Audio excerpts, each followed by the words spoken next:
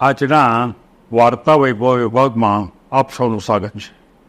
આજની વાર્તા મારી માને આ ગમશે કે નહીં. મિત્રો,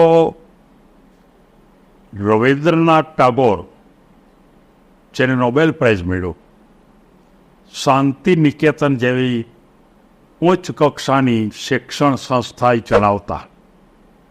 આ શિક્ષણ સંસ્થાની અંદર માત્ર ને માત્ર માર્કનું કોઈ શિક્ષણ હતું નહીં. માત્ર ને માત્ર એની અંદર સ્કિલનું શિક્ષણ, આવડતનું, જુદા જુદા પ્રકારના વ્યવસાયનું શિક્ષણ અને ખાસ કરીને જીવન શિક્ષણને પણ એટલું જ મહત્વમાં આવતું. એ શાંતિ નિકેતનની અંદરના ભણેલો કોઈ પણ માણસ એ મહાન વ્યક્તિ બની શકે એમાં કોઈ શંકા જ નહીં.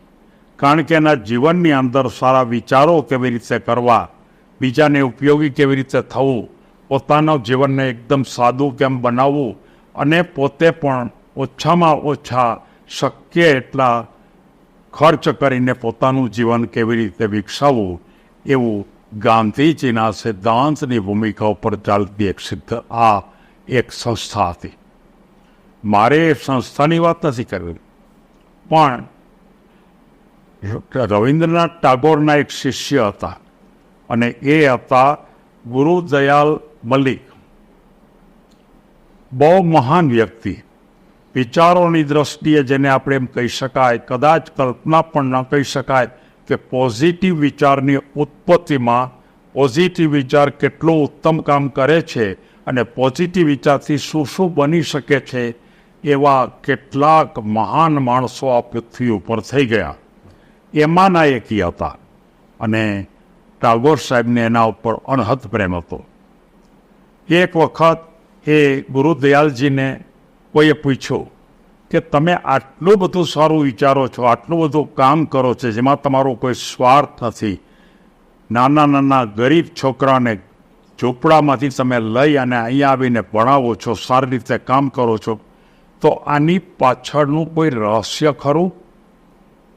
તમે સારું ભણ્યા હશો, કદાચ તમારું સારું વાંચન હશે, કદાચ તમને કોઈ સારા ગુરુ મળી ગયા હશે, અથવા તો કદાચ તમારા મનની અંદર કદાચ આગળના જન્મના કોઈ પૂર્વ સંસ્કાર હશે, એવું તો અમને લાગે છે.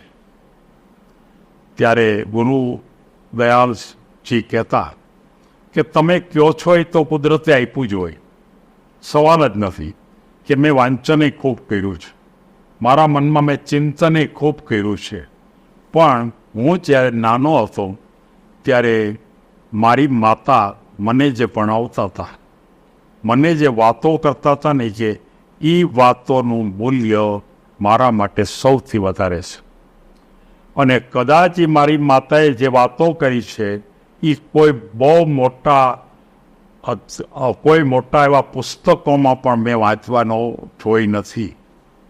સાવ સામાન્ય માતા, અભણ કહી શકાય માતા, અને એ મને જ્યારે એમ કે બેટા, જિંદગીમાં શક્ય ત્યાં સુધી બીજાને મદદ કરવી.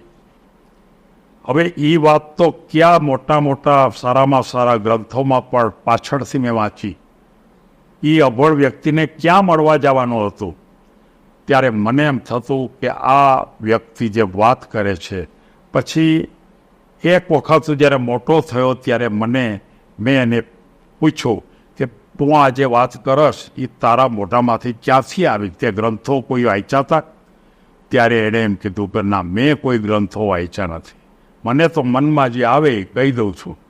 પછી એક મોટા સંતને પૂછ્યું, મારી માતા જે કહે છે એ તો મોટા મોટા ગ્રંથોમાં પડ્યું છે, કે તો આવું કેમ? ત્યારે એ સંતે એમ મને કીધું કે કોઈ પણ વ્યક્તિની માતા પોતાના સંતાન માટે જે શબ્દ કહે એ શબ્દ એના અંતરાત્મામાંથી બહાર નીકળે છે. અને એ અંતરાત્મામાંથી જે બહાર નીકળતું હોય ને, એ હંમેશા ઉપનિષદ જ હોય.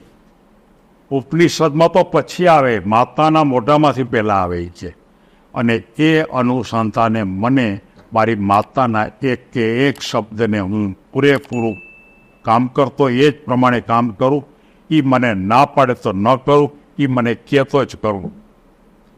મરણ પથારીએ જ્યારે મારા માતા હતા ત્યારે મને એણે એમ કીધું કે બેટા, તારે જિંદગીની અંદર ઘણું કરવાનું આવશે, તો ખૂબ મોટો માણસ બનીશ, પણ મારે તને એક જ યાદી આપવી છે કે તું કોઈ પણ કામ કર ત્યારે સૌથી પહેલો વિચાર એમ કરજે કે મારી માતાને આ કરું તો ગમશે.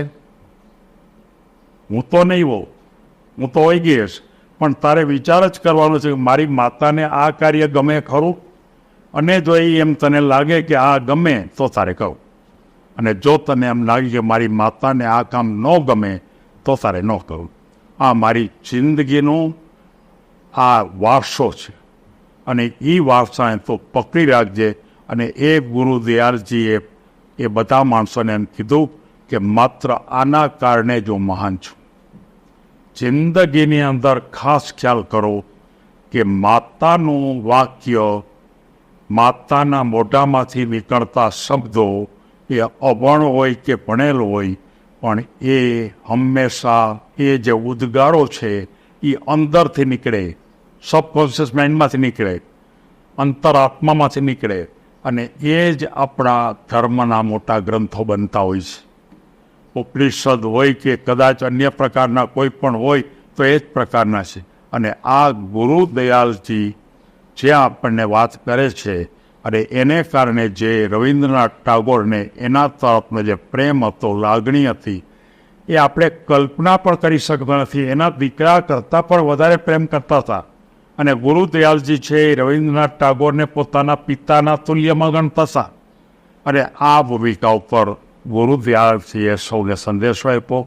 ફરી એકવાર મારે એમ કહેવું છે કે દરેક યુવાનને મારે એમ કહેવું છે કે તમારી માતા જીવતા હોય કે જીવતા ન હોય, પણ તમે તમારા માતાના આશીર્વાદ તો તમને ખબર છે, માતાના વાક્યો તો તમને ખબર છે કે તો તમારી માતાને ગમશે. હું કોકને છેતરી લઈશ તો માતાને ગમશે, હું કોકના પૈસા લઈ લઈશ તો માતાને ગમશે, હું કોઈકને હેરાન કરીશ તો માતાને ગમશે, હું કોકને તકલીફમાં એવો મૂકીશ કે જેને કારણે મારી માતાને ગમશે. એટલે તમે તરત જ કરતા અટકી જશો, અને તરત જ કરતા અટકી જશો એટલે તમે આપોઆપ જીવનમાં સંત તુલ્ય મહાન વ્યક્તિ બની જશો. એમ આપણને આ વાર્તા બતાવે છે. આ વાર્તા બહુ મહત્ત્વની છે.